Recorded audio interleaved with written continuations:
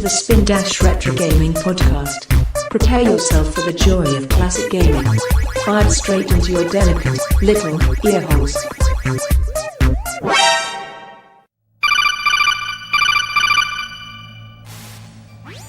It's Snake. What the hell is going on here? How's it going? Okay, so next game, what do we have to play? Matt, I told you we had to hold on your MGS. Sorry about it. What? I can't believe it. I initially wanted to do Metal Gear Solid. And You did. And we pushed it back once, and I've since pushed it back again. It's just an excuse for giving up, if you ask me. So, I've been talking about Metal Gear Solid since episode 9. And then we moved it for Resident Evil, and then we moved it again for Cave Story, and then I just said, fuck it. So, that's still on the docket. If you guys would like to play that, we could.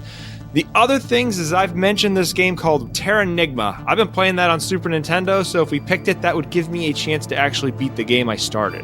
What do you guys want to play? Terranigma? That's what I was thinking. Terranigma. Thinking Terranigma? Yeah. We will play Terranigma next. Listen, do you still hate me? I'm drunk, sorry. With that, who has the next game? So, all of us, technically. All of us? Oh yeah. Or Because we had to push out your Fable. In typical Spindash fashion, we've pushed out Metal Gear Solid again, which was originally going to be episode 9, and now I think we're aiming for it to be episode 29. Because of Dan's wedding, we're not going to have enough time to play through it. So, What the hell is happening over there? I want the lies to end now. the plan I think was initially to do Metal Gear Solid, and in typical fashion, we have yet again pushed Metal Gear Solid back. yeah, we continue the running gag of Metal Gear Solid. Like, who is it?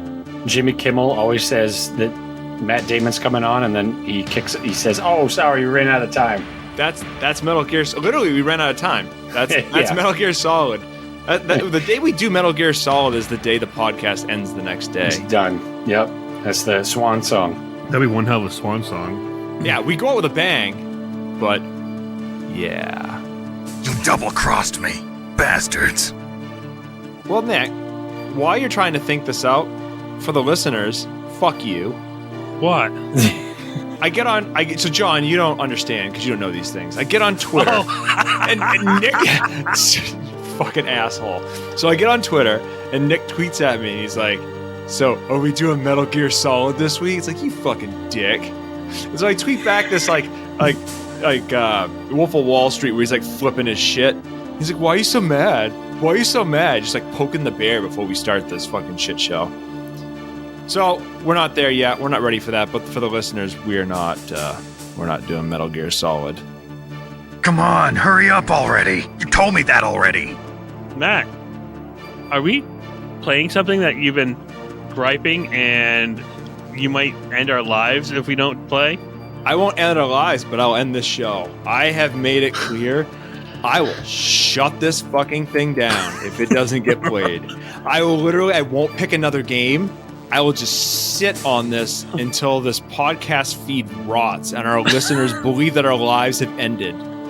There'll be no goodbye. There'll be no, this is our last episode, thank you. It'll just be blank silence until this episode gets recorded. We're going to do it. We're going to play Metal Gear Solid. Yeah! Right. I got it downloaded. I'm ready.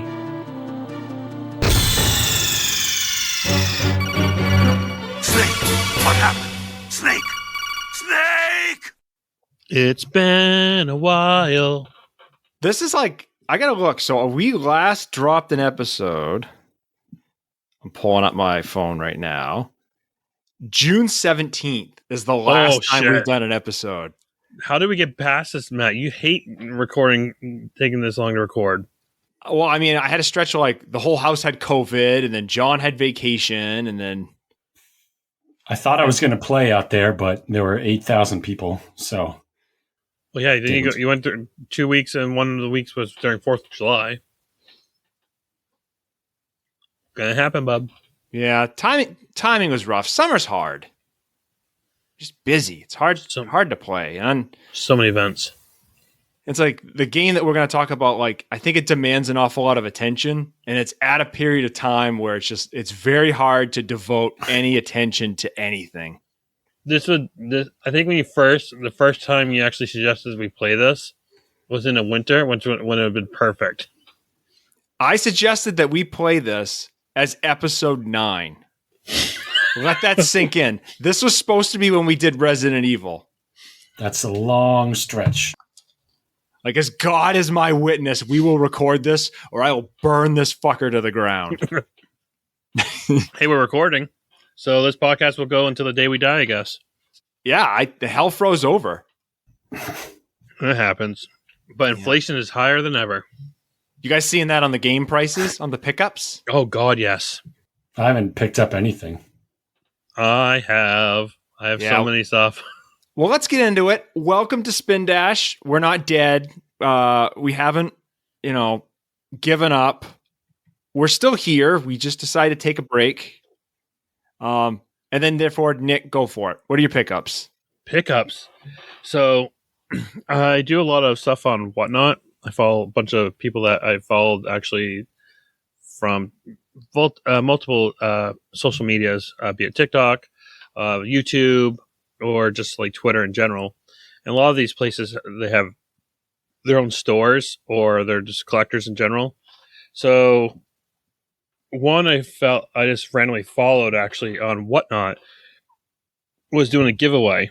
I'm like, oh, okay, I'll just enter because you don't have to pay for anything. And I actually end up winning 2 Famicom games, John, because I don't think you've seen them yet. They're definitely reproduction. One is Tetris, and one is, I think, like Super Mario 3. Looks like an easy pass. I also won a NES 110 in one cart as well.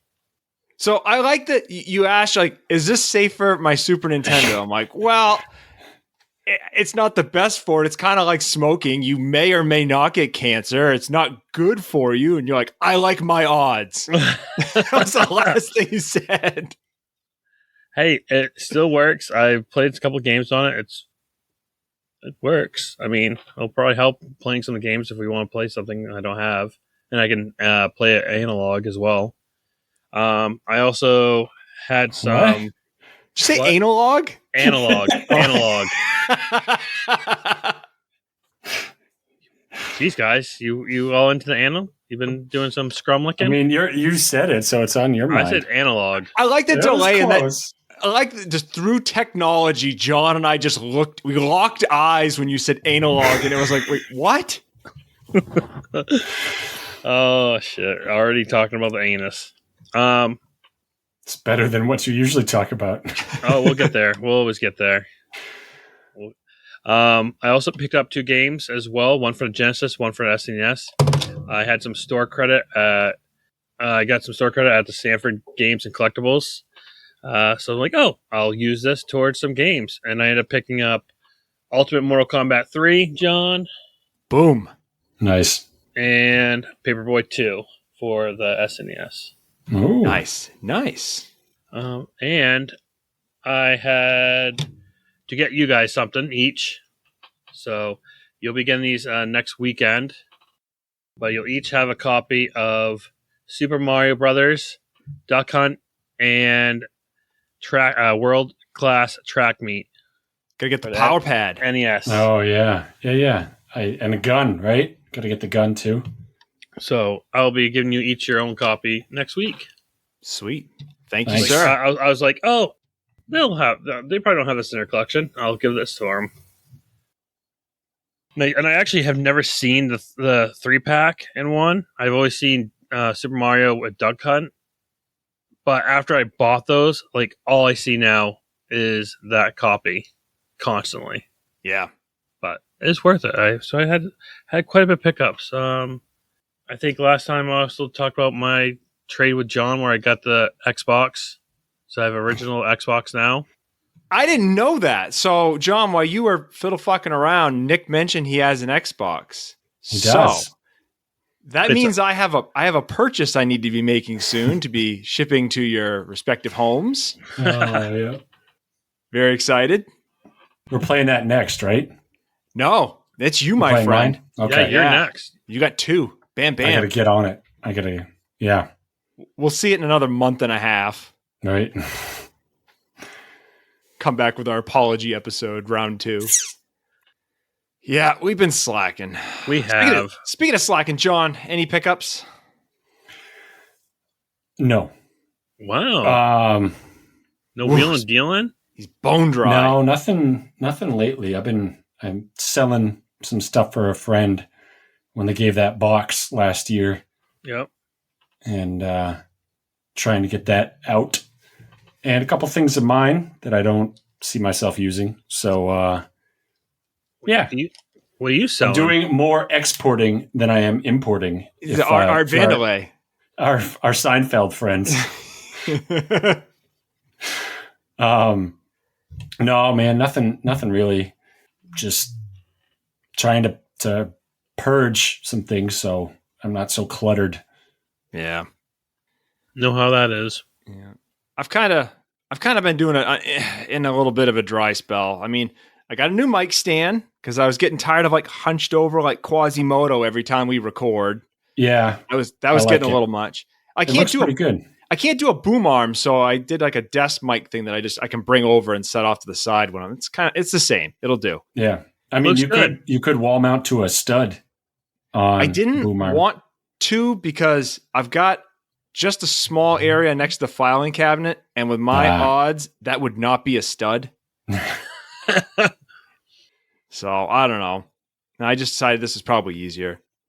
Yeah. And then I think, okay, so I went back and listened to the first 10 minutes of our past 3 episodes, and I've been in a dry spell on those. And I think on Mega Man, I mentioned I had something and that the post office had fucked me.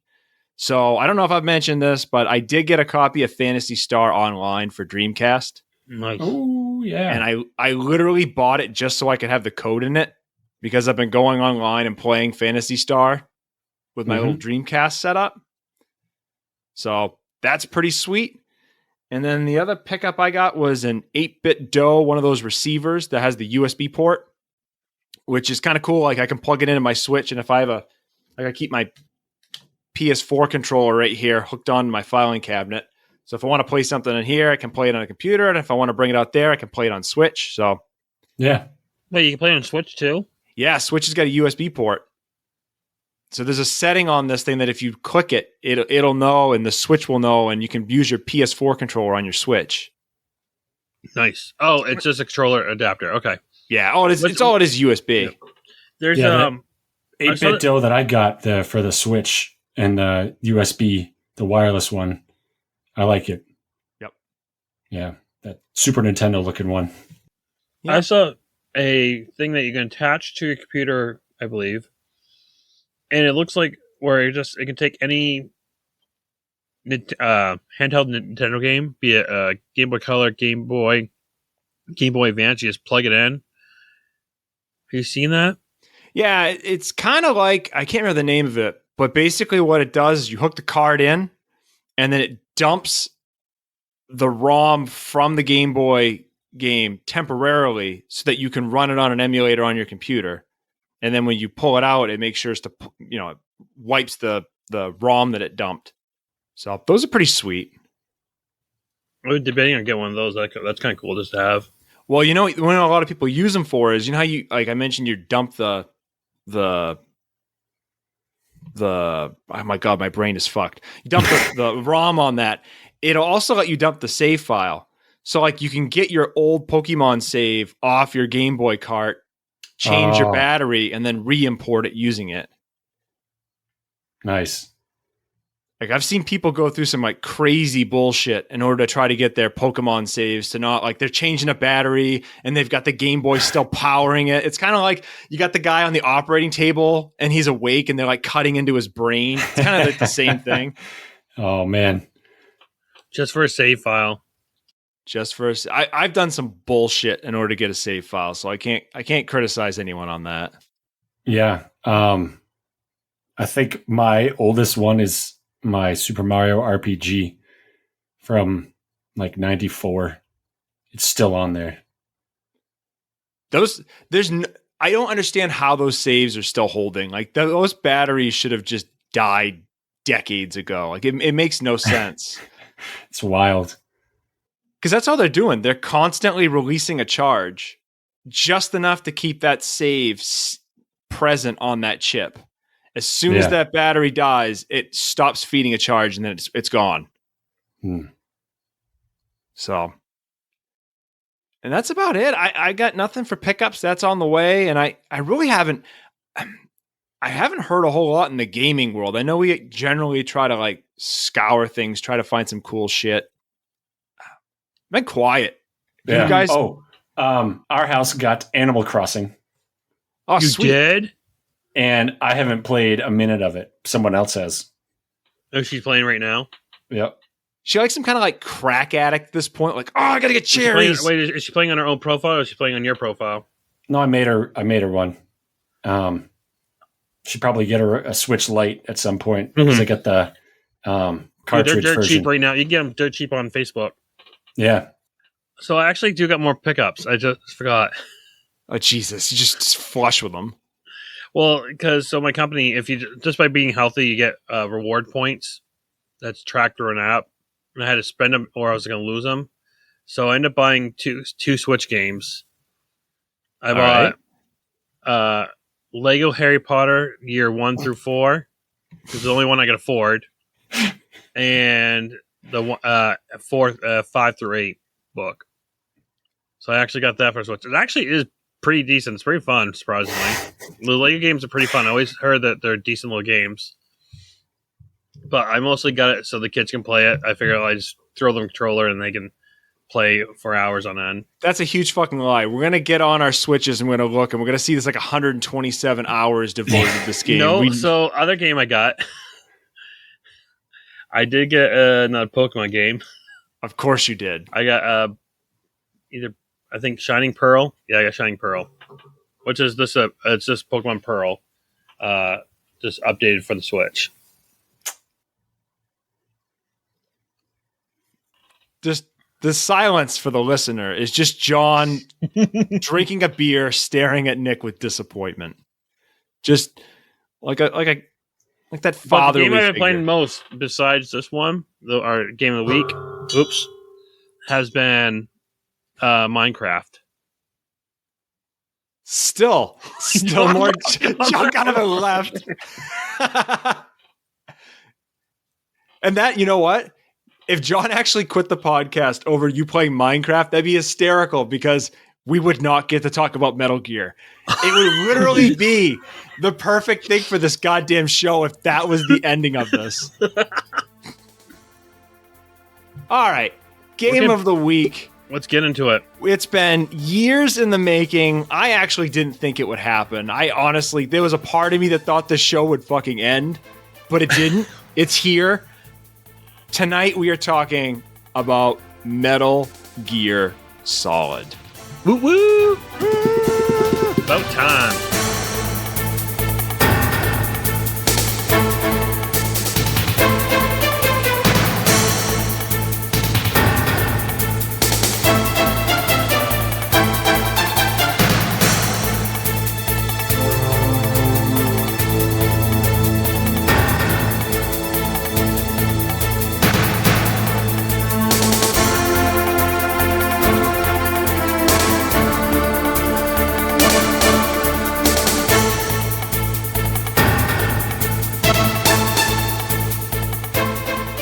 Let's go through.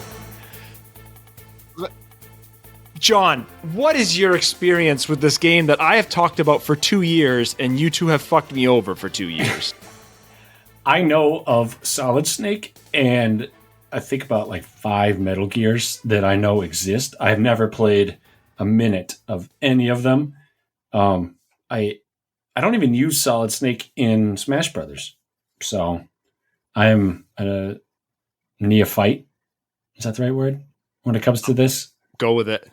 You're the Yeah. Scrabble king. Oh, we'll get into that later. Da, da, da. Yeah. I like it. I've played up till we'll talk about our benchmark that we reached. But man, this game was fun.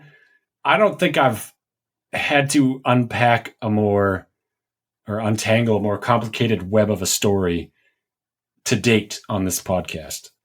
This was nuts. I really want, we should just on the fly cast the movie somehow. Cause like this should be a movie. I'm down for that. I'm down. Let's do that. Yeah. Nick, what's your experience? My experience with this is all straight from PlayStation. My stepdad actually played the hell out of this game, so I'd always watch him, and I played it a little bit as well.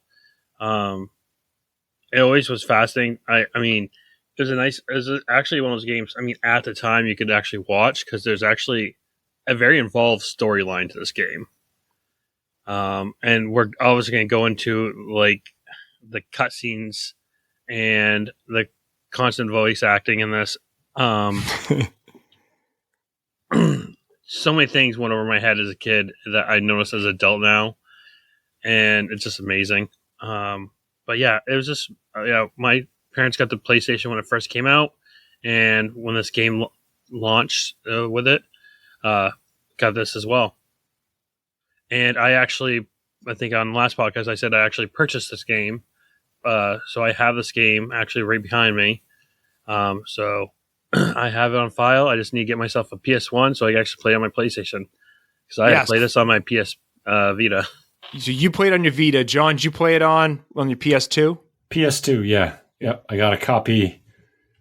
When you first said we were going to do this game, I remember finding a copy for cheap. 2020 was a great year. Yeah. So I've had it. It was smooth. I liked it. Yeah. So I've known about this game for a long time.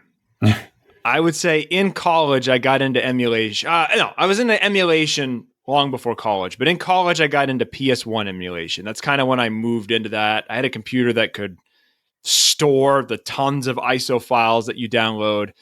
And at the time, Corey was my roommate. And Corey said, well, you should try out Metal Gear Solid. That's a game you'll really like. I'm like, oh man, I've heard a lot of good things about, like, what's this game about? He's like, let me tell you. He's like, it's a stealth game.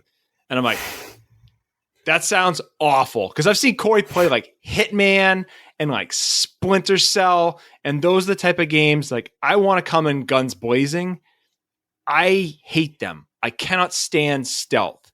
So I said, that sounds absolute shit. That sounds awful. He's like, no. But here's the thing. It's a game. It's got such an amazing story. It's almost like you're playing a movie. There's so many cutscenes. I'm like, I hate cutscenes. If you can find anyone on this earth that hates cutscenes more than me, let me know. I skip every one of them and am confused the rest of the game. So he did quite possibly the worst sales job on this game. So I maybe dabbled in it a little bit when I was playing around. I'm like, this is fucking like a Splinter Cell game. I'm not going to play this. So I just didn't. But he had mentioned a couple comments here and there, and there was a lot of references to one of the bosses that we're going to talk about, which I have mentioned a lot in our chat that we need to talk about and like why that's important in gaming. So in 2020, I did kind of what you guys did. I bought a copy of this. I'm like, I'm going to bunker down and play this. And then I fell in love with it. And then we weren't recording. And then I fell in love with it again and we weren't recording. And then, so here we are to talk about Metal Gear Solid. You still have a hard on for it? I don't want to give away my thoughts too early, but yes. Like, yeah, this game is super high on my list, and not, I think, for the reasons that you would expect. Because, and maybe this is a good jumping off point. So when you first fire up this game, to at least how I felt when I was playing it, it seemed like a very standard, generic, like, oh, it's a stealth game, da da da da da. The story is like, oh, it's terrorists and what the fuck. But then the story goes off into left field. And every time you think like, okay, well that I could kind of, it just keeps throwing curveballs the whole game until like you get to this point where it's like, I've had to suspend disbelief so many times in this game. It is so far out there. I have to keep playing because it is insane. This is written by a goddamn insane person for insane people. It's my jam. So, John, I mentioned that before we got into this, I was going to apologize to the listener. So here's my apology, and I'm going to stop talking. I tried to order my thoughts in a very clear, logical way to explain this game, story, characters, gameplay, because we normally have kind of that flow. I don't think we're going to do that. I don't know how you can even talk about this game without going on batshit insane tangents, because this game is essentially a batshit insane tangent. Yep. So, listener, you've been warned. Someone else want to just take the reins for a bit and talk. I guess since I clear my throat, I guess I'll have to do it. Stop eating peanuts. No, it's not peanuts. It's even more, it's pistachios. Oh, very nice. I'm trying to get my omega-3s in. I'm trying to eat healthier, guys. How would you describe this to a stranger on the street? I know I've kind of alluded to it a little bit, but if you were to sell this like Corey failed to, how would you sell it? A retro version. If I'm selling it now, I'd sell like a retro version of what's that game I just lost? So they just made a movie about it. Why can't I think of it right off? Bomberman. No. Why can't I think of it? Drake's why can't I think of it? It came out on PS4. Uncharted? Because in the sense of it does play like a movie. Have you guys ever played Uncharted games? Yeah. No. It's there. If you play it, it plays like a movie. It really does. You're going through the storyline, and it's very movie-esque.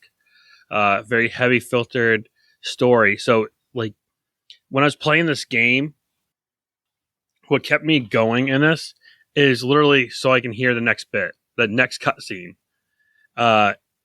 It's like 50% cutscenes and then 50% game. And I think I'm being generous. 20% phone calls. Oh, man. And it's just, I mean, I will say, though, the textures on this game as well, even going off there, was not bad for its time. Though it's just funny because if you look at everyone, no one has an actual face. Would you? Yeah, it looked kind of like almost like Slender. It looks like Slender Man. They're all Slender Man. They're like, it just like where their eyes should be are just like shadows, and it's just their face is just all shadows, except for when you're in like if you're doing codec conversations, then you see animation, which is kind of almost like stop go animation because you'll see them actually do it like a gesture, and it just kept me going because of the story. It's almost like you're playing a video book.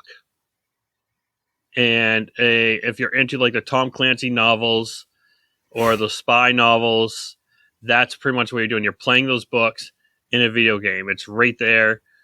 And there's so much convolution. And this came out also during the 90s, which was also during the end of the Cold War. The also uprising of this came out in 90. So it came out in 98. I figured Cold War. It came out in 98, but it was in development for a while. Yeah. So do you have anything on the development? I've got. So it was in development. Oh, what was it? It was in development. Yeah, 95. 95. Yeah. But this is also based off his other Metal Gear series as well. Nick, you're missing your chance to shine. I never shine. Nick. So it was developed for the 3DO. Oh, and then when the 3DO was scrapped and they pulled it and put it to PlayStation, this could have been on your prized machine. But you know what? I'm happy it wasn't. because this game probably would not get the namesake it did. No one would have touched it. It would have died off. I mean, the Metal Gear series now is thriving on the PlayStation 4, and I think they're in works of working on something for the PS5. Yeah, I'll rant about that later. I've heard some things. I'm not in love. I'm not in love at all. You haven't played. You don't have a system past. You haven't played a system past the. I mean, besides your Switch, past the fucking PS. I read about the development of 5, and I've heard 5 is a shit show. But anyway, so here's what I know on the development. John, interrupt me if you've got anything better. But so first Metal Gear was released in 1987 for the MSX2. So that is a Japanese gaming computer, and Konami had like a huge presence on it. I want to say Castlevania had a version on MSX2. I'm trying to think. There's a bunch of other games, but I know Konami was big on MSX. Then there was so what happened was there was Metal Gear for the MSX2. That was ported to the NES. So we had our copy of Metal Gear, although it was pretty stripped down compared to the one that was in the computer. Because it was popular on the NES, they made Snake's Revenge, which was a sequel to the NES one. But that sequel was not written by Kojima. So again, Metal Gear is Kojima's baby. Hideo Kojima, he is the writer, director. He's the leader. He's kind of the vision behind this series.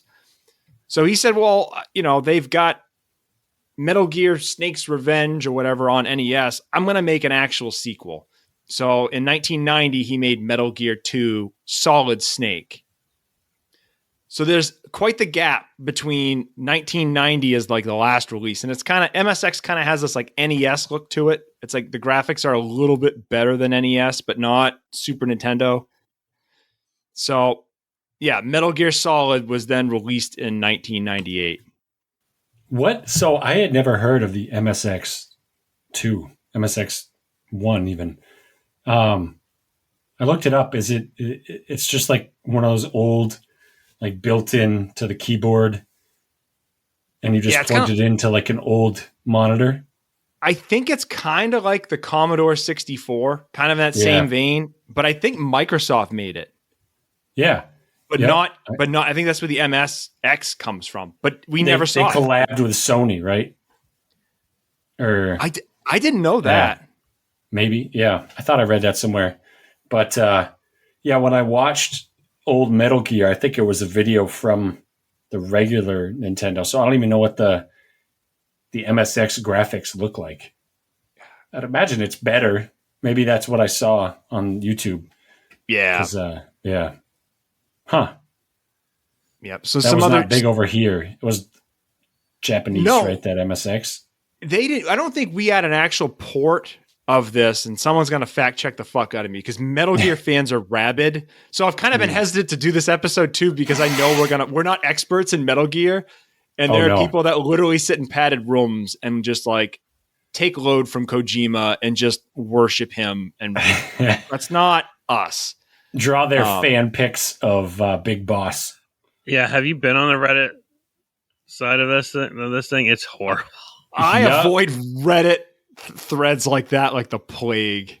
Yeah, they get a little too obsessed. Oh yeah, but no, it wasn't Big Boss's DNA. It was so and so's DNA. Yeah. So I kind of want to also strike back for some of the 3DO, how it was going to be made. Do you know why it was going to be launched? It was going to be launched on the 3DO. No. So he was actually originally planned to release the Metal Gear game on 3DO. Metal Gear. It's supposed to actually initial title was supposed to be Metal Gear 3. With interactive multiplayer in 1994.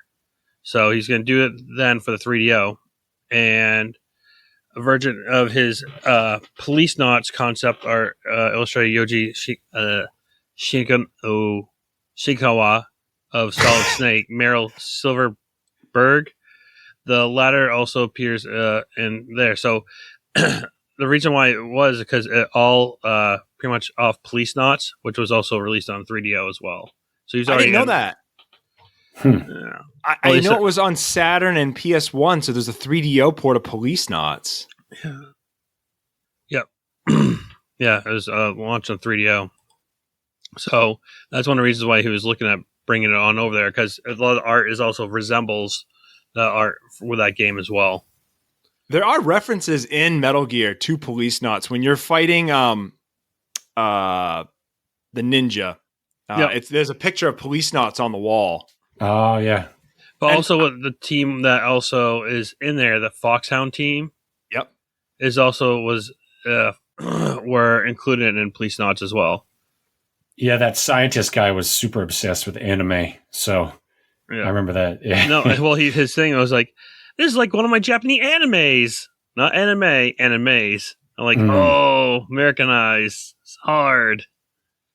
But yeah, I mean, it looks like he really was fixed on having it put on there. But obviously, I think he ultimately made the right decision going with a PS1.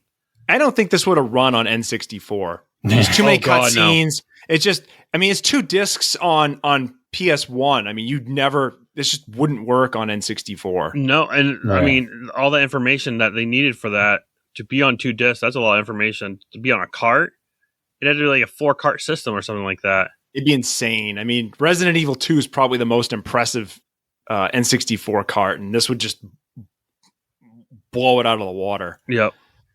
All right, so here's the time. Do we want to tackle the story? It's so convoluted. Holy fuck. All right. What, you originally go there because you're just trying to like stop not even stop nuclear war, you're just trying to get information. It's just an information hunt.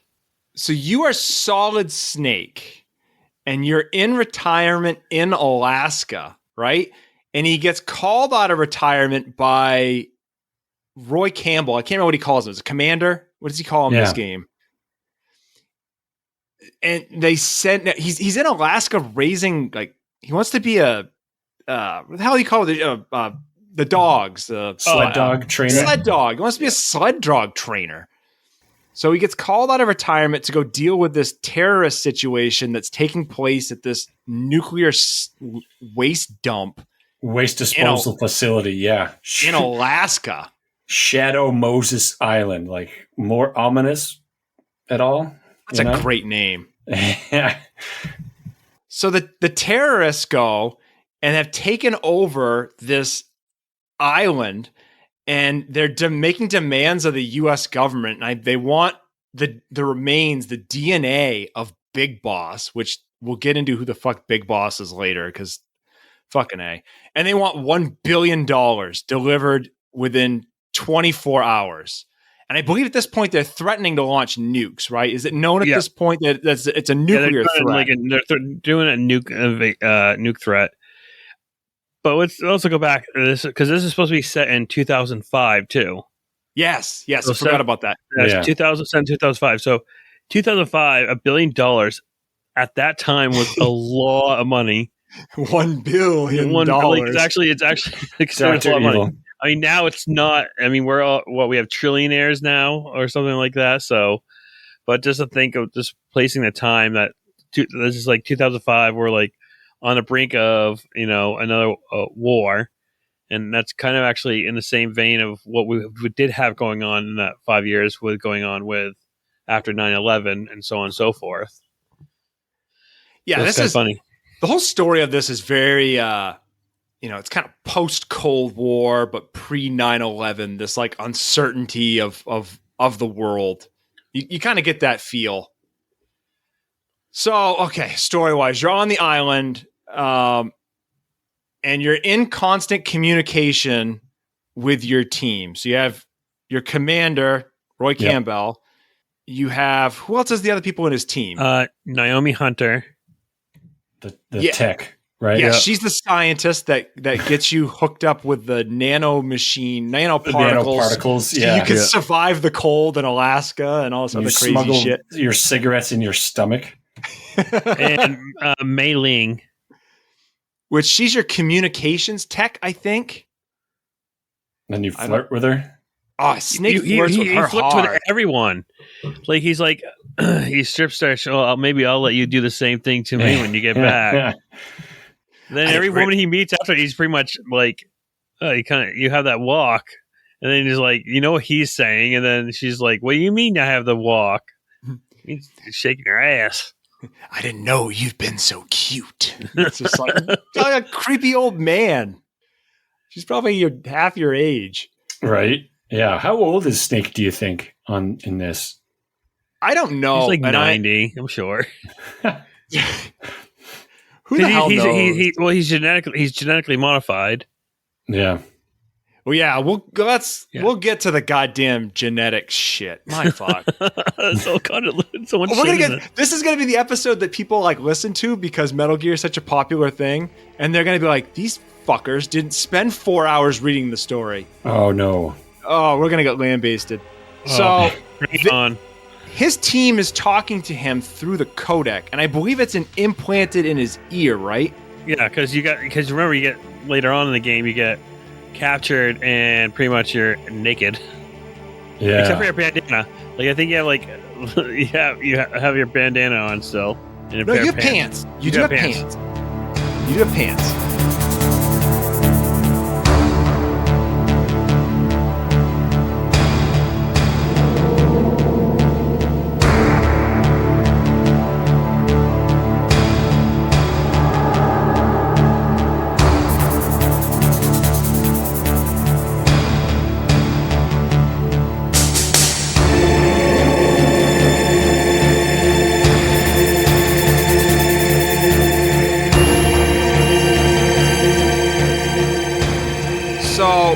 The facility is captured by Foxhound, and I believe Foxhound used to be run by Big Boss, who I believe that's the connection. Do you guys remember the entire Foxhound team?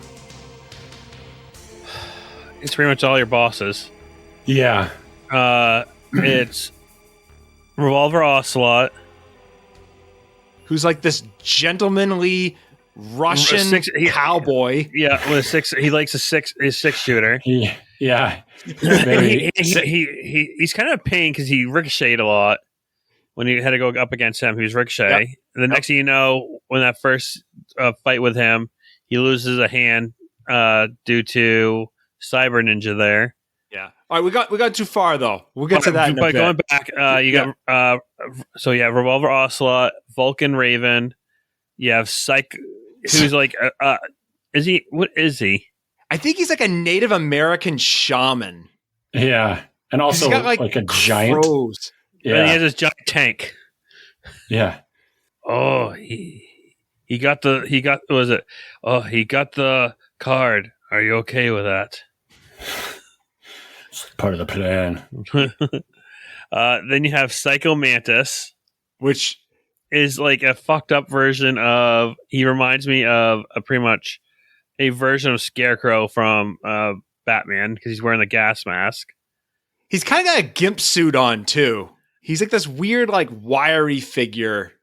Actually, he reminds me of more like the first. What was it? AHS, American Horror Stories. Guy that's in that friggin' that latex suit. if you could think of a casting at any point, yell it out. What's he? And you have Sniper Wolf, which is I believe a Russian woman. I think she's Russian as well. I think they're all Russian, aren't they? Just Eastern Europe. Eastern Europe, yeah. I mean, they don't say where specifically because this game was very popular the Metal Gear game was very popular in Soviet Union. Really? Yeah, it was really popular in the Soviet Union. Then you have, I think it's Decoy Octopus. Yeah, and you never see him. No. Because he dies. They just reference him.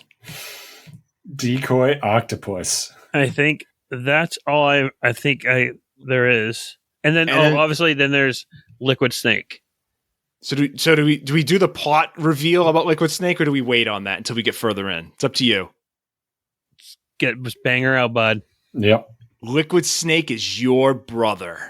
And you find out halfway through the game too.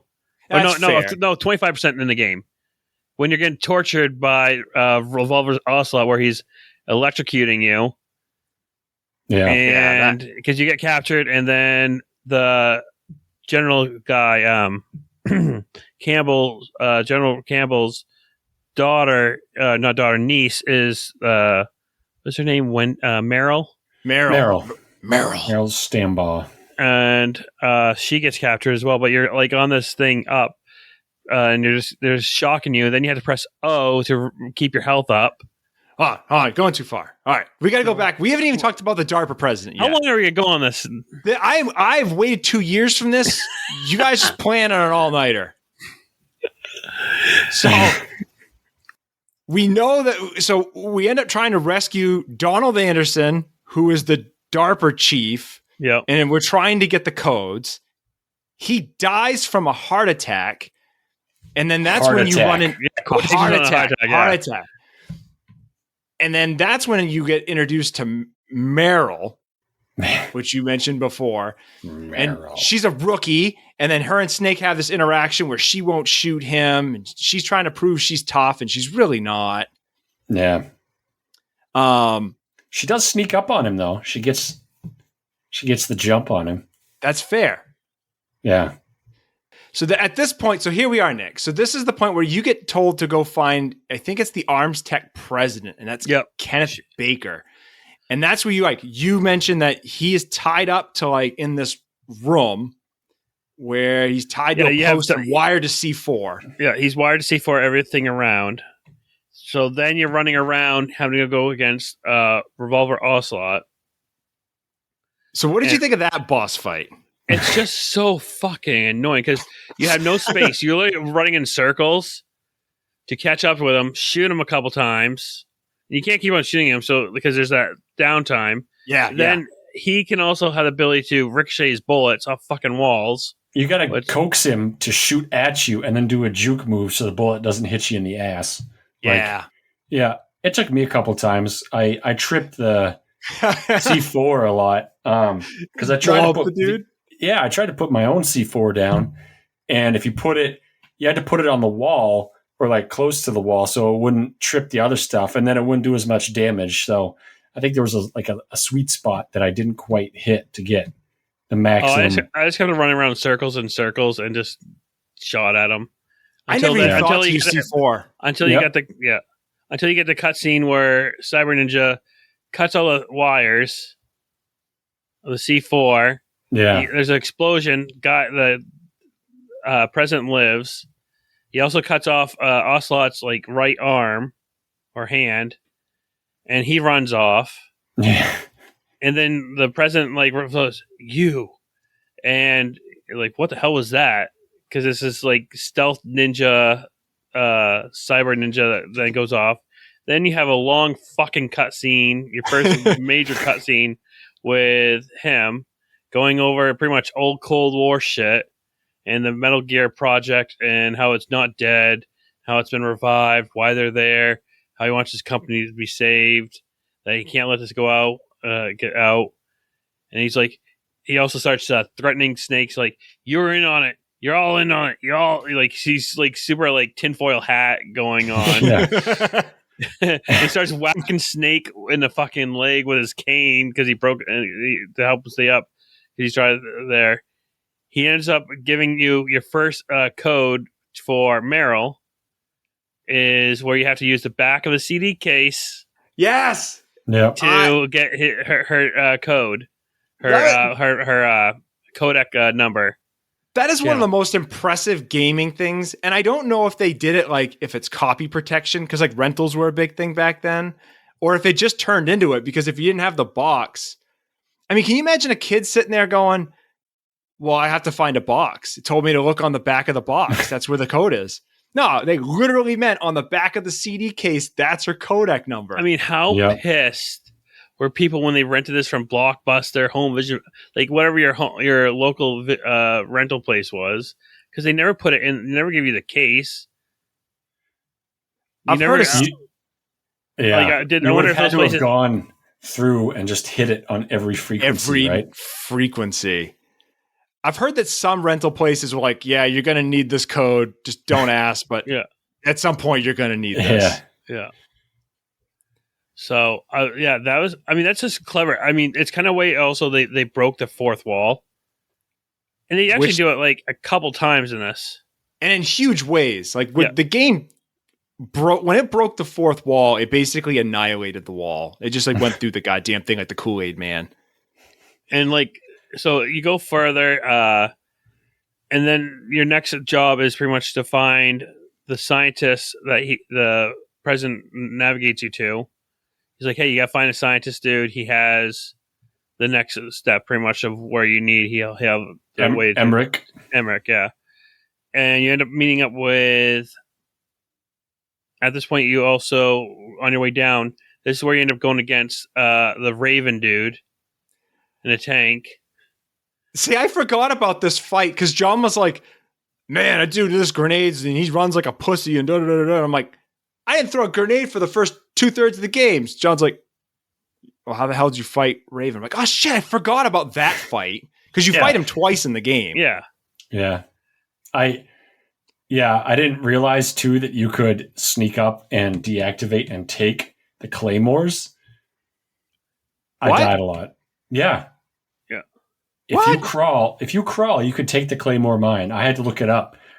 So I knew it because I did some research before that. Yeah, I watched some videos on that, and so I'm like, oh, I should probably remember doing that when I came up against them. Yeah, you just sneak up and because you have a detector, and it'll tell you, oh, so you deactivate them, you pretty much pick them up for your own, and then you can pretty much makes the whole game, that whole fight a lot easier. I ran in circles, just kept what? Yeah, it sure does. Like you just pick those up, you can put them down too, and it'll blow the tank up. Yep. I just lob grenades, and hope for the best. Matt just lucked out. I will talk about that. I beat this game by goddamn luck. Like literally bullshit luck.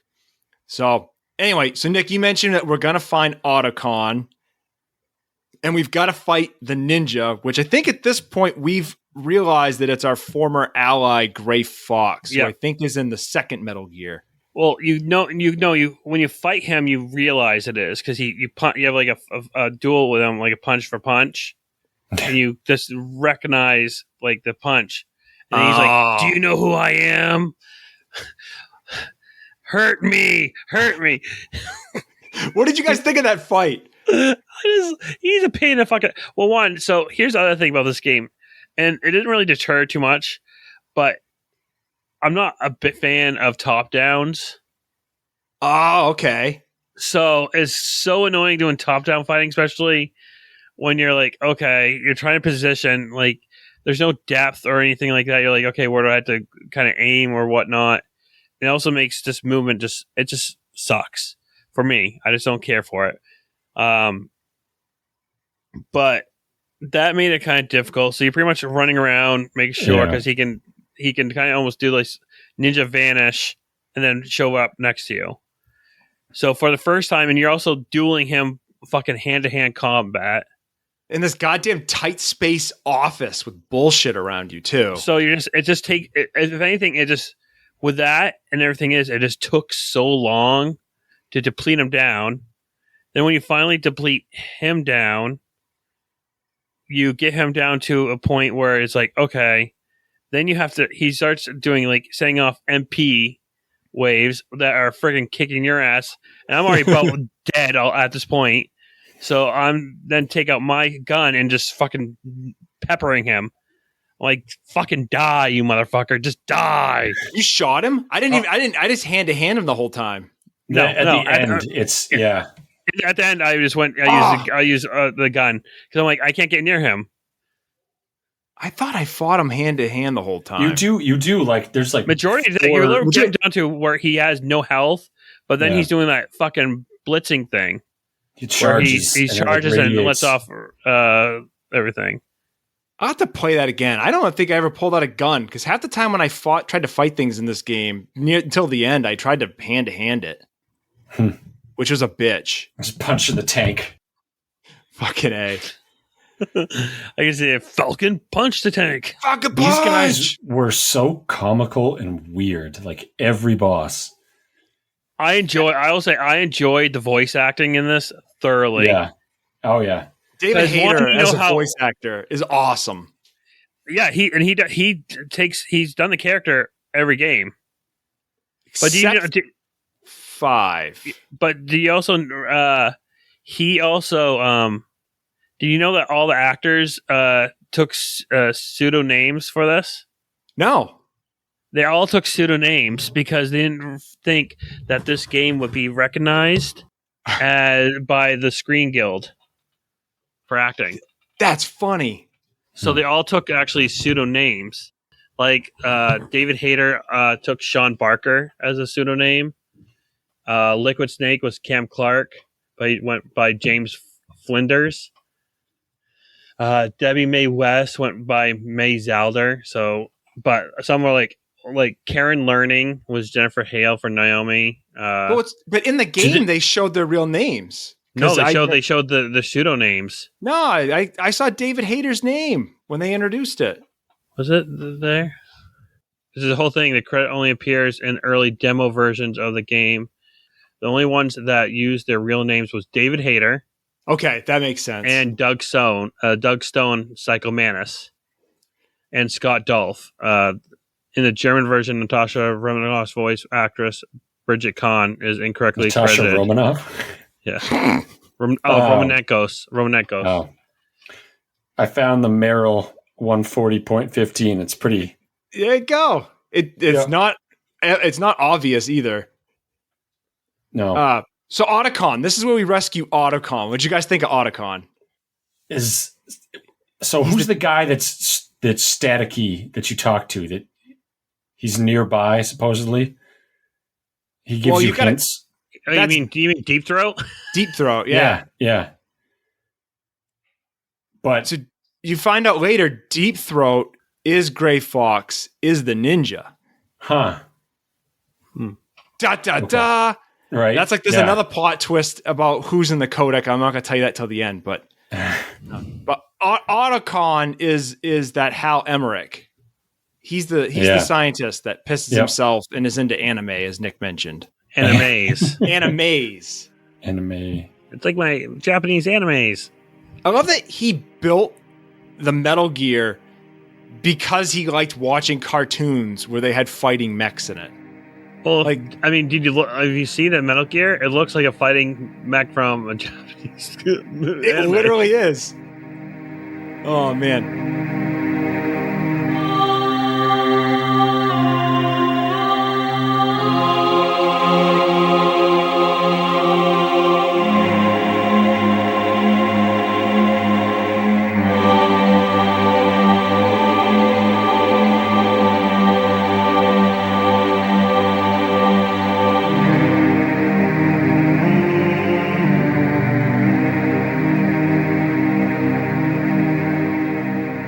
Okay, so where are we in the story? All right, so we've got Otacon. We saved Otacon. I think now we're going towards your favorite character. I think this is where we get to Psycho Mantis, because this is the point. You end up hooking up with Meryl. Meryl's been brainwashed by Psycho Mantis, and there's that. You almost have a thing in the bathroom. Did you see that walk where he watches her ass? Yeah. Oh, snake. Then you go into where she changes complete attitude. By the way, I'm like, how the fuck is a trained veteran knows that her whole demeanor, her whole attitude changes. The commander's right behind these doors, I think she actually referenced my commander's behind these doors. And I'm like, okay, she went from one being a kind of scared, like greenhorn of a soldier to a very confident woman, and opens up the door where she's fully pretty much taken over or possessed by Psycho Mantis. Yeah. And then you get a calm, like, she's not herself. Knock her out without using weapons. So I used a stun grenade. Chaff grenades. Is that what you guys did? That's what I did. Okay, so here's what I did. And You beat her, didn't you? So when you get up behind guys, you can choke them out in this game. And so you press square, and if you just keep choking them, they go down. But the thing is, if you push it too fast, you'll choke them to death. So I went in there. I get in there. I'm like, all right, I'm just gonna like lightly choke her out. I'm gonna put her to sleep. I kept killing that bitch over and over. I just kept choking her. And then I'm like, well, I guess I'm gonna have to punch the shit out of her. So that's what I did. I didn't even think of the chaff grenade. I just beat the hell out of her.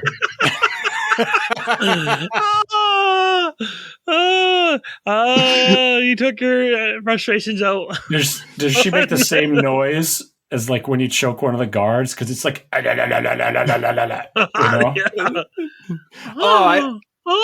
Yeah, she just does. I just kept hitting her, and then she'd go down, and she had like the birdie things. But she took to take a punch. She kept getting up. It's like, will you just stay down? I wish I was flying a wall this year. Fucking stay down, bitch! Stay down. Stay down. So, Psycho Mantis. I'm gonna go bold statement here. Psycho Mantis is I would say, the top 10 bosses in all of gaming history. I would dare say one of the most interesting by far, one of the best use of breaking the fourth wall, and one of the most radically self-aware uses of the fact that like you are in a video game and they are making you play it as if you are a video game. Chew on that thought. What do you think? Oh, he's definitely the most memorable. Like, definitely in the top series. Like, you think of like, because that's where your fourth wall really gets broken. And, it's kind of started with the president where he's like, hey, check the back of the CD case. Huh? What? Back of what CD case? And then you go with him.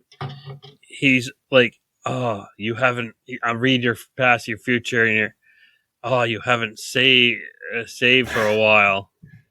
Or you have very little save file or something like that, where he references like, you motherfucker. I played Symphony of the Night, so I got a Symphony of the Night save. He's like, oh, you like Castlevania. Like, he's reading all the files on your save card to tell you like, oh, he's going to read your mind to show off his psychic powers. And he tells you like, put the controller on the ground. I make it levitate. And like, you had a PSP, Nick, so it didn't do anything for you, but like ours, it's just shaking all over the place. And the second controller trick too, like that I read up on that. So you press the button to block it. Yeah, he can't read your mind. He's bitching. Yeah. He can't read your mind. And I mean, the fight itself was like you just dodge the stuff he chucks at you and you shoot him. Oh yeah, it was a very easy fight. It wasn't a hard crawl. fight. Yeah, crawl. Just crawl and just shoot him with your gun. You're so calm, and you're good. Yeah. Did you like the TV loose? Yeah. Do you like the TV loss of signal? Did you like that? Yeah. Oh, the Hideo? This is Hideo? It was like on the old CRTs, like when you lose signal, let's say video at the top.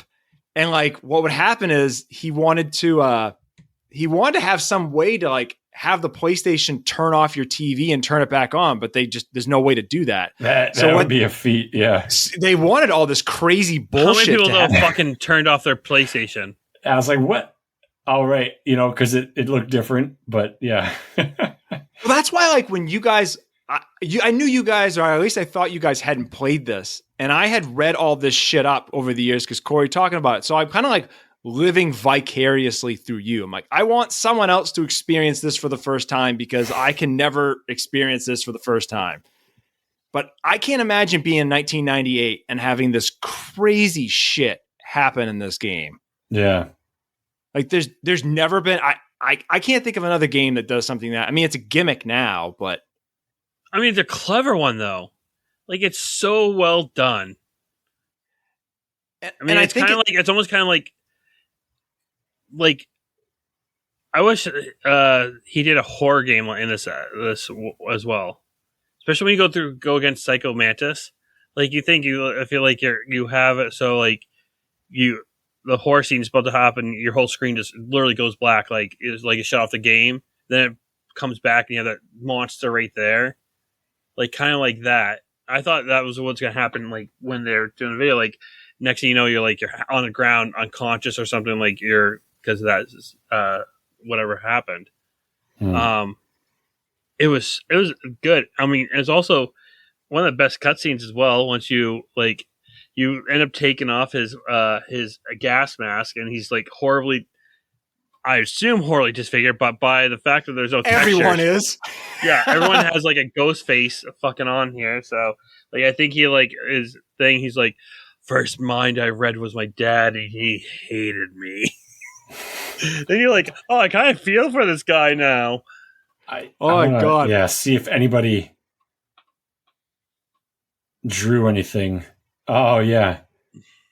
All right, so in the images, it's a little bit better. Like in the wiki. Oh yeah, you're not looking at potato skin face. Yeah. Yeah. So I specified to you guys, like, you got to get this far. I got to get you to Psycho That's where I Mantis. got to. I got a little bit beyond that, and that's about it. So did you get to see stopped. Sniper Wolf? That's actually where I left off. All right. So as you're making your way through this game, you have all this bullshit. You crawl through this tunnel. There's dogs. You get made fun of from the fact that you're just like killing these wolves. And they're like, well, aren't you like a sled dog, dude? Like, why? You should be better with animals than this. You're just like wrecking dogs left and right. Everything's attacking you in this game. The friggin' floors are electrified. It's nuts. So you end up meeting Sniper Wolf. So she's obviously a Russian sniper. And you have this weird scene where you and Meryl are like sauntering down this corridor just to having a good time talking. And Meryl takes what seems like 75 bullets from a sniper round. Like, she just gets lit the fuck up and is just bleeding profusely everywhere. Oh, yeah. And at this point in the game, you get sent, like, you don't have anything to deal with this. So the game sends you out of the room and you have to backtrack halfway through in order to get a sniper rifle just to come back. So you've left your friend bleeding out in the middle of this friggin' corridor just so you can like peruse through the entire world and come back with your sniper rifle. This boss fight's awesome. Nick, you got to the you had to have fought her though. If you got to the shock part. Yeah, you go against her, but she marks you. Like, you end up getting I got captured. You didn't fight her with the what the fuck's the order? I thought this is your first battle with her. Yeah, you go sniper rifle battle, right? You gotta. Yeah, no, you do because you're popping pills. I tweeted out something about like shake. Yeah, and then you get captured because I thought you killed her and you didn't. No, because she comes up to you and she marks you, and she's like, "I always get my prey." She has a long. Well, she hits on you pretty much. She pretty much like, "I always get my prey." You just spent 2/3. She's like, "So you're an assassin? 2/3. You're a woman. Oh wait, you're a woman sniper. Didn't you know 2/3 of the assassins are women?" Just like some random fucking fact.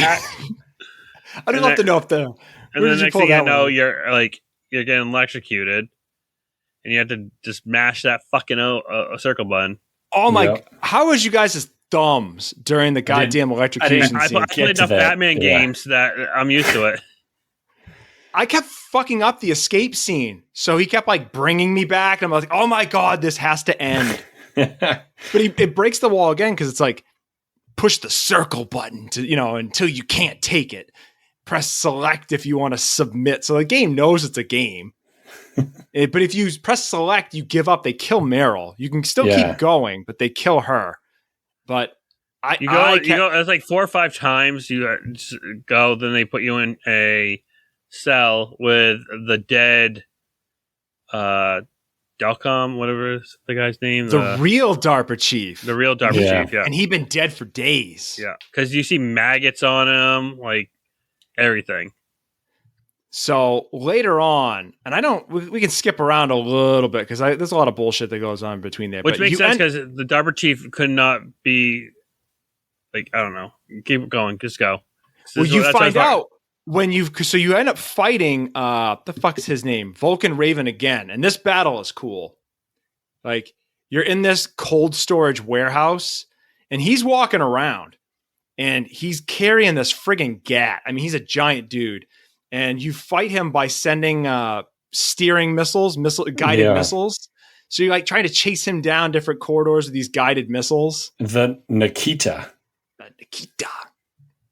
So that's when, after you kill him, the guy does like a plot dump, another one of these like 25-minute cutscenes, and you learn that the first DARPA chief you saw wasn't actually Donald Anderson, but it was Decoy Octopus, but he died of the Fox Die virus. Do you guys know anything about the Fox Die virus? How did that become a thing? Yeah. So I think either Gray Fox or Liquid mentions it later on, but it's a specially engineered virus that's supposed to like target certain people.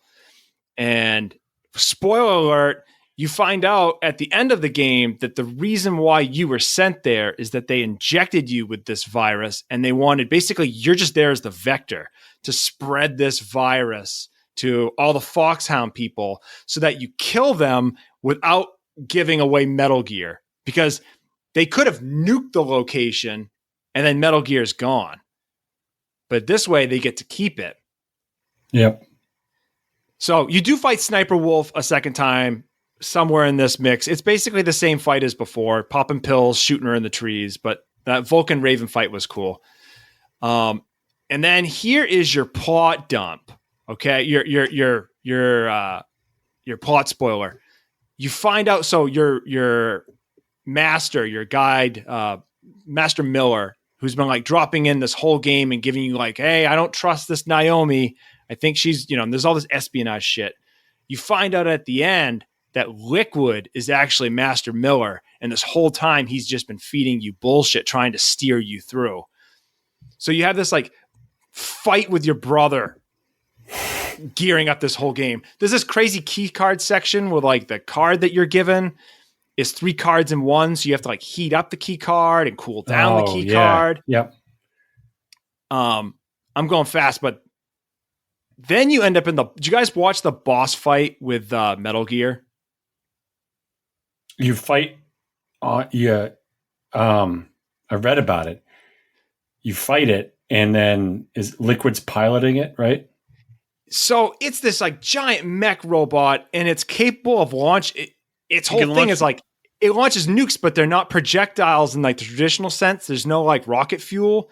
It's a nuke on a railgun, so it can't be picked up by any of these radars and stuff. So it's a mech that fires stealth nuke missiles across the globe. That's what this friggin' thing is.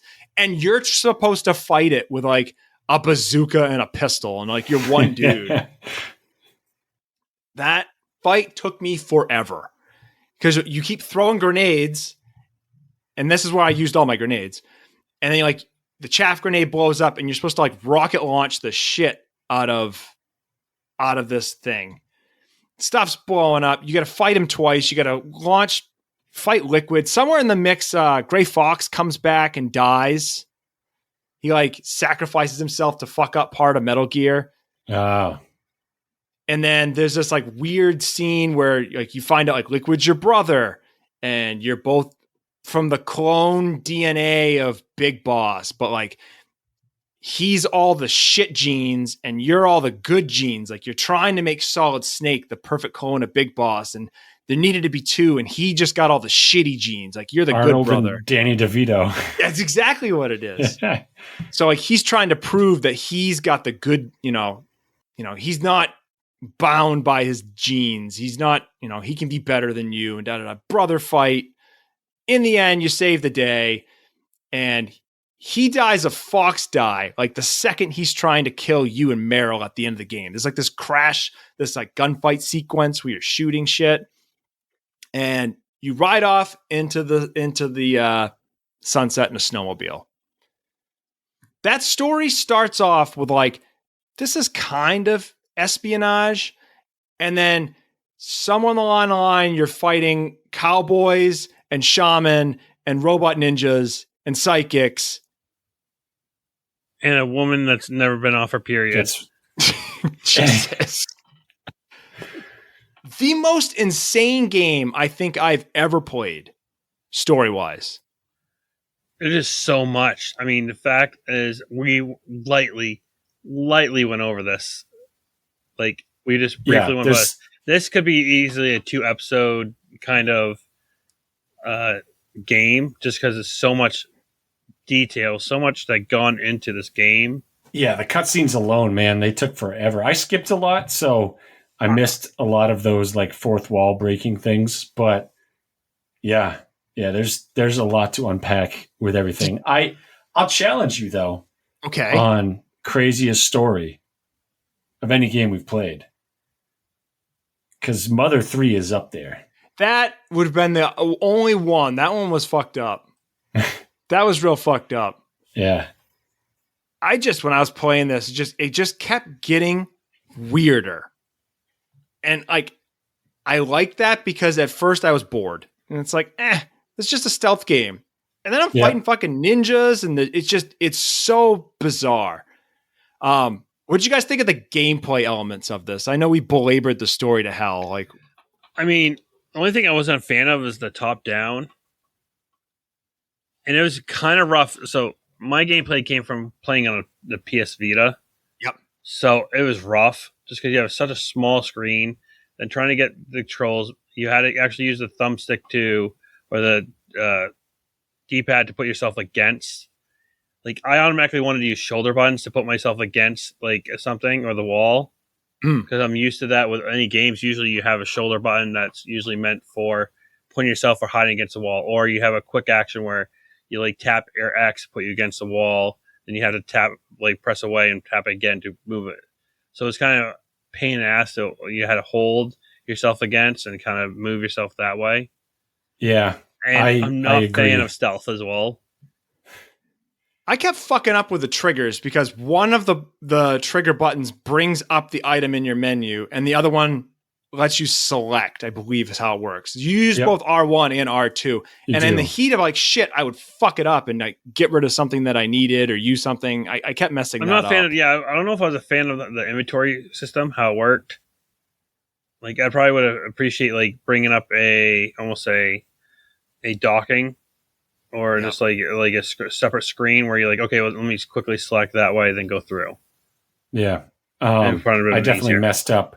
Like when the guard's nearby, just like getting out of the sneak and getting over there. You know, that was a little tricky at times to get behind them and do the choke move. That field of vision thing is like, I don't know if this is the first Metal Gear or if like the one before it had that cone of vision, but that is the game. Like, that's you just dodging people's eyesight, trying to be, and it's... I mean, that's the other thing that's kind of funny about this is like, you can literally be running right next to the person, like full on run, and like, oh, this motherfucker not hearing me, and you just then choke them out. Same with like the field of vision of security cams. Yep. Like, you're you're telling me that just because it's like I'm underneath it cannot see me, or I'm walking. Yeah. I love when you throw the chaff grenades and the cameras are just like spinning around. They have no idea what the hell's going on. Yeah. Though they did have a couple things where like you could knock on the wall to distract somebody, or like if you're running on a platform, they'll hear you. Yeah. So that I did notice that they had those little nuanced things. And I tried to find like fun factoids about the game because it's so deep. But the guy, I was like, wow, these are really well thought out like levels, you know, and you're constantly challenged. Yep.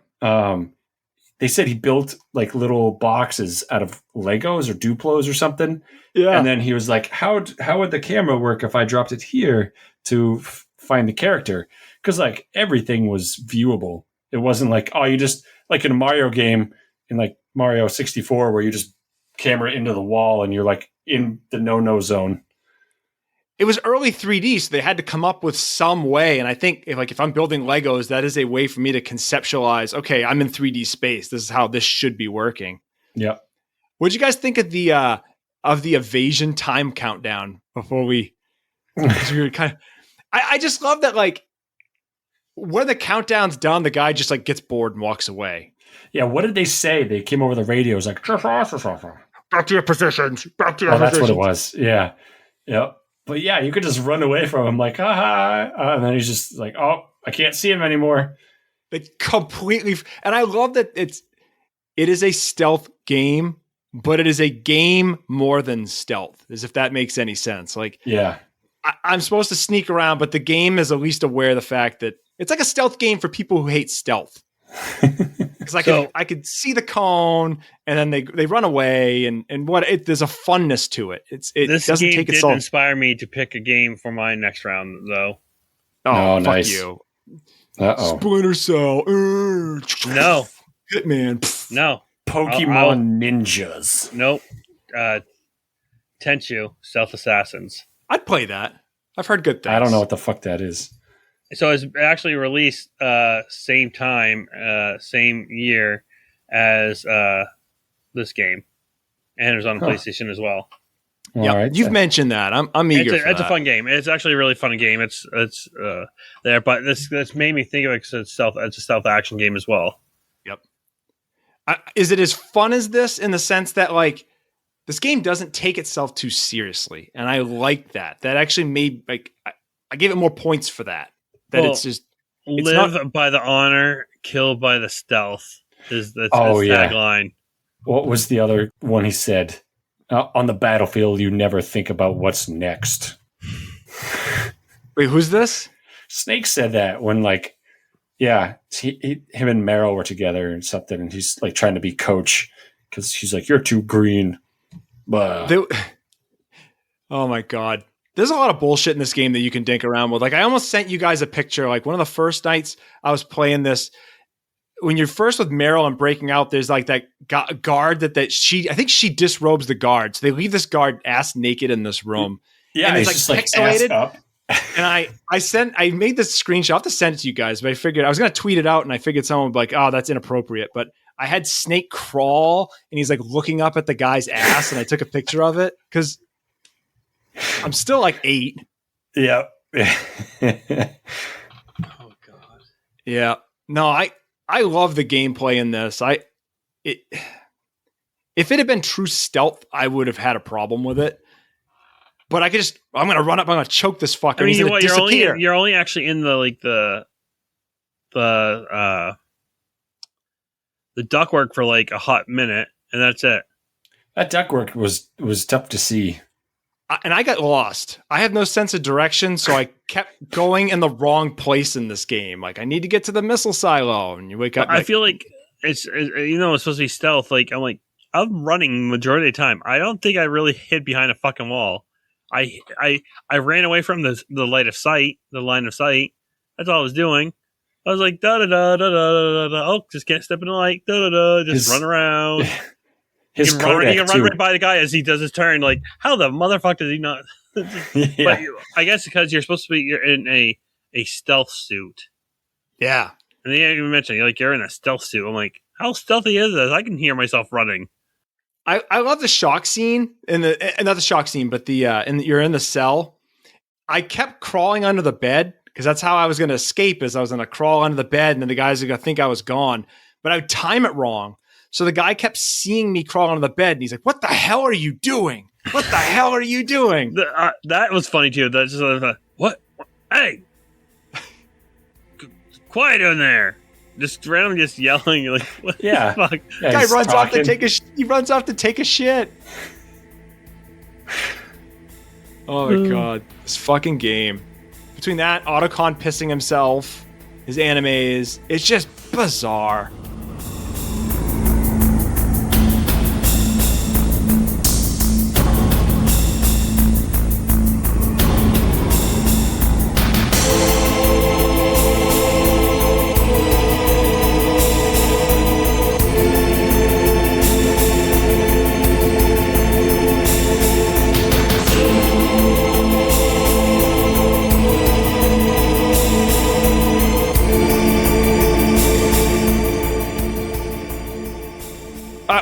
Let's do your final thoughts. We're running up on time here. Oh wow, yeah. Final thoughts. This is a solid game. A long game. You need to devote time to this. And Matt, you're the only one that was able to do that. I didn't have it into me to do it, especially. I'm waiting to. I got to Psycho Mantis because that was like the benchmark you set. I'm like, just get to fucking Psycho Mantis so we can actually record. I'm like, Matt's gonna murder me next time I see him. Like, it's gonna be his gift to his daughter on his birthday. I'm gonna come up and he's just gonna slice my throat just because he's so pissed that we haven't played. Cut your fucking hand off. Just ninja freaking style. do something, whatever. So I'm like, okay, I'll get to this. So I got to that, and I'm like, okay, I'll play a little bit more because I was into this series. But it's one of those games I have it for my PlayStation. I just need to get a PS1 card so I can play it and be able to save it. Yep. So I started playing on there. I'm like, okay, cool. I played like literally an hour into it, not having to save. And then I'm like, okay, I'm tired. Let me save it. I'm like, I have my PS2 card. I'm like, fuck, I can't save. I'm like, how can I not save? There's a card in there. There's a memory card in there. I'm like, oh yeah. I'm like, PlayStation games need to have a PS1 card. Yep. So next purchase, I'll have to get one of those. Yep. Johnny. I love the story. It reminds me of my first time playing GoldenEye. You know, the graphics were like totally different than what you're used to. I'm not used to the play style. I just bull rush through everything that I try to do because time is not our friend these days. Could not do that in this game though, so I died a lot. And I was thankful that it only made you restart from like the room prior or something like that, you know. So that wasn't too bad. It was fairly kind on that because I think, I mean, if they were to do that like last save point or checkpoint or whatever, that'd been a douche thing. I don't know how many times I heard Snake. Yeah, dot, dot. Yeah, man, I love it. It's cool. I'll play the second one because I have it. So I think that'll be a little bit more fun. You know, probably more polished. I'm not sure. I haven't ever dug into it, but we will because I have that planned as next year. I wanted to play this game so I could get to the other ones. Like we should already be on Metal Gear Solid 3, but that's not how our show works. Nope. But Happens. I for someone who refused to play this, and I think I refused to play it just to spite Corey because fuck him. I fucking love this game. This may be one of my favorite games. I didn't expect to like it, and I refused to do anything with it for so long. When I finally sat down to do it, I'm like, oh shit. I appreciate all the gimmicks they threw in. I appreciate that the story just kept getting more insane. Like, if I was to describe to somebody, I'd be like, the story starts out as a boring, like, espionage thriller, and then just goes off the goddamn rails over and over and over. I was blown away by this game. This game is in my top tier. It is like upper echelon of my game picks. I fucking love this game. I mean, granted, I played the intro to it the first 3 to 4 hours 3-4 times, so I got really good at that part. Yeah, I fucking love this game. I would highly recommend. This is a must play. This is an important piece in gaming history. Like Psycho Mantis alone, like creativity vaults this one thing like through the roof. Like I'm impressed. I wonder how long he worked on the story for this whole series. He's always been known for his stories too.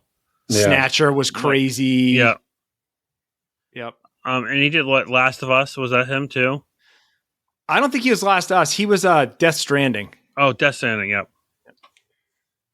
So, you guys want to hear the rankings? Yeah. Let's go for it. Where are we sitting at? So, Nick, you put this in your 11th spot, which means you put it between Mother 3 and Mega Man 3. Yep. Split the threes. Yep. John, you put this below Mother 3, but above Star Tropics in your 13 spot. Here is, remember I told you guys in the chat, one of you guys is going to have to pick Chrono Trigger because I'm pulling rank on this game. Like, it is a high echelon. This is sitting in my number 3 spot. Wow. Nah. This is sitting below Super Mario World and above Link's Awakening. Oh, you kicked that one down. If you'd given me Link to the Past, I probably would have to put that above Metal Gear Solid. Yeah. We haven't played Link in the Past yet? No, we did. We've been avoiding some echelon games. We have a played lot it of to like death. I don't want to play Links to the Past no, again. we're playing fucking Claymates, and we're like, so Someone needs to download a top echelon game. This Have drops- you beaten Link to the Past, Nick? yes. Okay, we've I all beat- beaten that game. Why the fuck are we going to play it again? for the We love all of beat it, Super John. Mario World as well. Well, yeah, but John- that was our softball game to start the whole thing off. John, with. if you told me tomorrow we're going to play Final Fantasy 3, I would drop everything I was doing, probably call in sick to work, and then just spend all day doing that. And I've beaten that game a ton of times. Yeah, I mean, Matt being Mega Man 3 like 10 different times before we fucking played it. Before we Every beat- console. Yeah, every console. So I could. Yeah, This I don't know. this podcast is not about just finding games we haven't played again, but reliving some of those games that we did play. Because you think, yeah, I beat it last time. I beat. Well, how old was I? I was like in my 20s when I beat it last. I did a run through That's it, too soon. like my You're early insane. 20s. You're an insane person. But I I'm just also gonna- have been in Final yeah. Fantasy Tactics dozens of times. Do And it every I can- week on the toilet. We can do that again. Oh, all right. Matt, you So know that- you love it. I loved it. I might actually do a round. Actually, now think about it, I might start a new Okay. game tonight. God damn you, Nick. What is wrong with you? It's all about the grind, baby. I love those games you can grind. I love a grind too, man, but I mean, come on. I'm the Pokemon guy too. So I love the grind. he will play the same game over and over and over for 20 years. I mean, I have 106 hours on Pokemon Arceus. Jesus, Nick, you couldn't devote 10 hours to this fucking game, but you could pummel goddamn 100 Oh, that was into... before. That was before we even played this game. Do you want to know the averaging before John regales us on what he's going to make us do? I'm not telling can you. I take a but guess? Yeah, go ahead. Hold on. So, yeah, you want to take a guess on where it sits? So you had it at 3. John had it at 13. I had it at 11. Yep. It's 8. I want to say it's. Yeah, I was gonna say probably 9. It due to the magic of the way our averaging, it is sitting at number 8. It is below Harmony of Dissonance, above Mother 3. See, I would play this over Harmony of Dissonance, though. But I probably ranked Harmony of Dissonance higher. Yes, I don't know. you ranked it several things higher. But I couldn't leave. I liked Mother 3. My rankings don't make sense. No, yours. I think what happens is I tell you guys you need to rank something, and you're just like, number, throw a dart at the wall. I'm like, it's gonna be a 27. I'm like, oh, I like that one better now than I remember. Well, I Okay. actually look at it. I'm like, okay, what's my rankings? It took me a little bit to make that decision. I actually had it high for a minute. It almost was my number 6. Wow. But I'm like, then I started playing the games in my head and going against. I'm like, no, like I didn't beat it. I'm like, we'll put it right here. I think it's adequately ranked with the averaging. I think our top 10 are all strong. So you figure Mario World, Link's Awakening, Beyond Good and Evil, Donkey Kong Country, Super Metroid, Sonic 2, Harmony of Distance, Metal Gear, Mother 3, Wario Land 3. That's a strong top 10. we gotta put a big game in there. You just get ready. You could climb to the top fairly easily if you wanted Because John's to. holding that fucking top position hard. Let's see what you have. Oh, Mario World's on top, but John's got a lot in that. He's got Link's Awakening and he's got Beyond Good and Evil. Like that's a block. Yeah, well, Beyond Good and Evil was like a rando game that we didn't think we were gonna like. He played well. He played the played- game. I like surprises. I don't Some think are you bad, knew it some was are gonna be good. as good as it was. Hey, man, it was on a list, hidden gems. So, but that hidden gem path also got us Body Harvest. Yeah. Well, Warcraft, John, you have Warcraft 2 at number 5. Fuck. I love that game. Yeah, it's lower on mine. It's lower on yours too. Yeah. So, John, you're not going to tell us what we're playing next Nope. episode. You're not telling us at all. No, I gotta buy them, and then they'll be there in a few days. Can you pick your other game and then we'll do this one? So if it gets delayed shipping, we'll have something to play while we wait. I suppose. I haven't thought of one. our listeners are just like fucking hating themselves. Yeah, I know. They're like, why could we listen to next episode? We don't even know what we're going to be playing next episode. I think he should go for a top pick or go for a bottom. Yeah, something like really ridiculously good. Well, that's what the mystery game is going to be. It's very random. So he's going for the bottom. He's taking a mad dash down to the toilet. Yeah, we're going to play Breath of Fire. Oh, ooh, I haven't that's played a that long in a one. long, yeah. All right. Because I'm already like 4 hours in. You did that too because I just got rid of Switch Online. Yeah. Buy it back. No, I can play it. Yeah. I'm gonna be super. All right, that's a good idea. That'll There we give us go. time for the game to ship. That's perfect. It's an RPG. Listener, please expect please expect us to delay this a hefty amount. Yeah. Oh, So there is Breath of Fire. good one. Good pick, John. Good pick. Almost Yeah. said Power Rangers. I think we honestly don't. Yeah, you can't. I can't talk about that. I'm like on this level. I did this. I mean, you end up. I think we're going to end up talking about the actual Power Rangers TV series, yeah. and that's all it's going to devolve into. Nick, you It's have just a nerd out. It's gonna be 30 minutes Hey, of us I was Green crushing on Ranger all Pink. day through. Pink Ranger, baby. Everyone's first crush. Yeah. It'd be like that I was all about 3D Ninja Turtles Man. game that Nick picked, where it's just 20 minutes. We're I all think done. that's their shortest episode. All right, Nick. Sign Take us off. out of here. You can listen to us on anywhere you listen to podcasts. Follow us on Twitter and on Instagram, as well as the TikTok as Spindash Retro. And I think that's all we have for socials right now. If you want, I think also we have a link in our Twitter page for Discord. If you want to join our Discord, be part of the community, please do. Thank you guys all for listening.